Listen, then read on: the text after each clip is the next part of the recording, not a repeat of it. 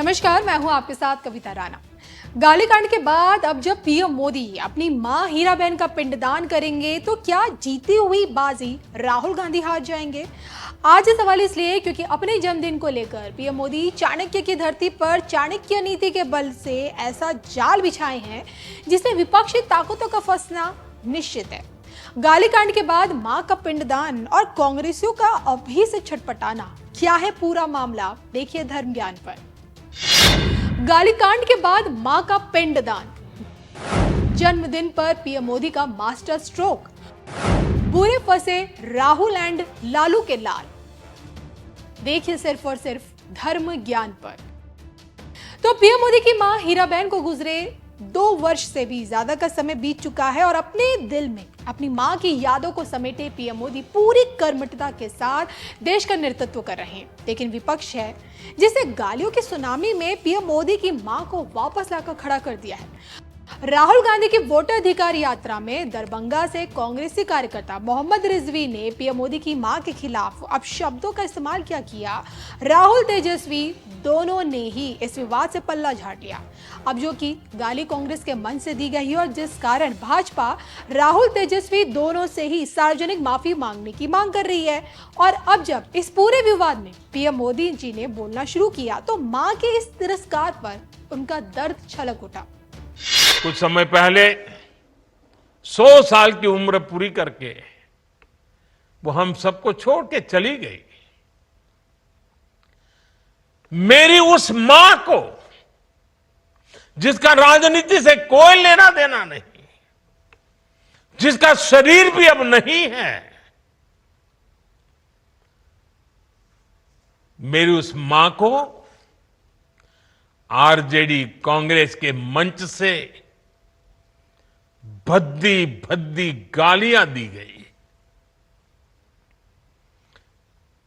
माताएं बहनें, मैं देख रहा हूं आपके चेहरे, आपको भी कितना दर्द हुआ होगा।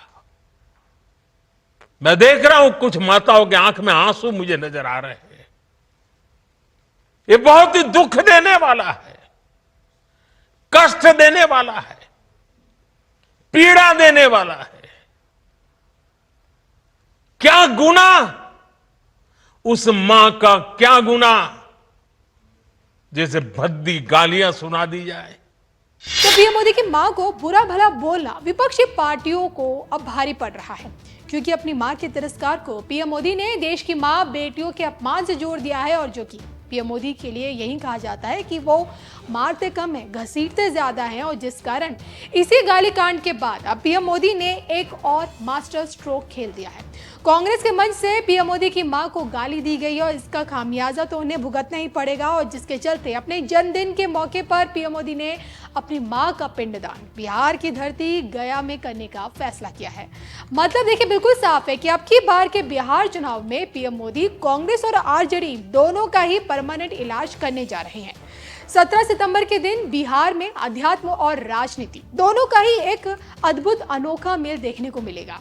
पितृ ऋण से मुक्ति पाने के लिए, पितरों की शांति के लिए और अपनी 7 पीढ़ियों के उद्धार के लिए पिंडदान करने की जो परंपरा है वो अनादिकाल से चली आ रही है और जिसके लिए सर्वोत्तम तीर्थ बिहार का गया जी माना जाता है, क्योंकि यहाँ मौजूद विष्णुपद मंदिर इस धरा पर मौजूद इकलौता ऐसा स्थल है जहाँ प्रभु राम ने सोचे अपने पिता दशरथ का पिंडदान किया था।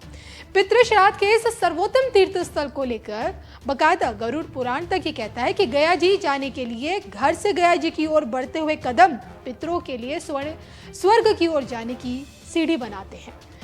तो इस महत्ता को समझते हुए पीएम मोदी अपना 75वें जन्मदिन पर विष्णुपद मंदिर में जाकर पारंपरिक रीति रिवाज के साथ अपनी मां हीराबेन का पिंडदान करेंगे और बकायदा पंडितों के मार्गदर्शन में पूरा अनुष्ठान होगा।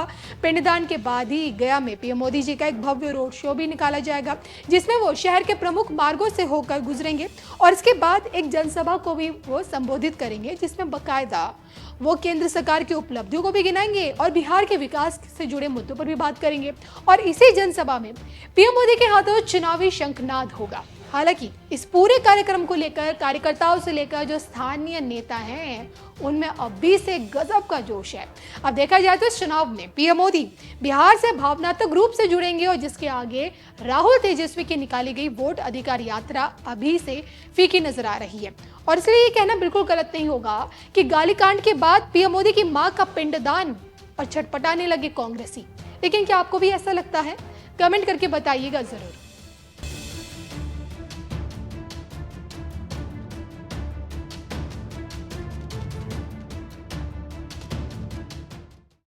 साथियों, हर मां अपने बच्चों को बहुत तपस्या करके पालती है।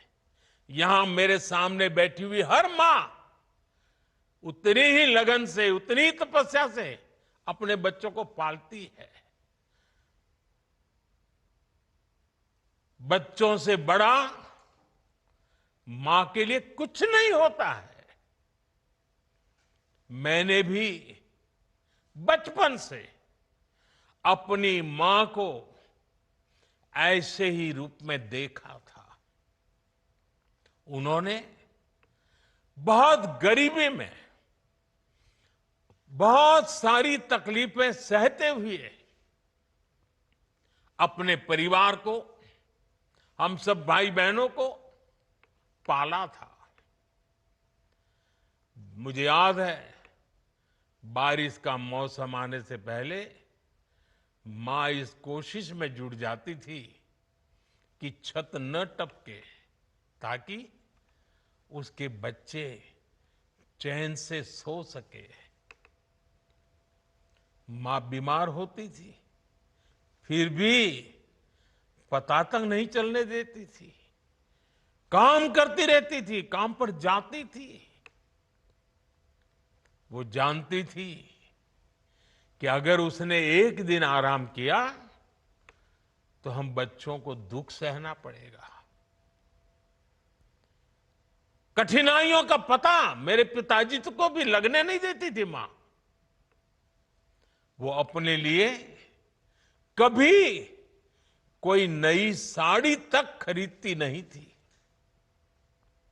वो एक एक पाई जमा करती थी ताकि अपने बच्चों के लिए एक जोड़ी कपड़ा बनवा सके।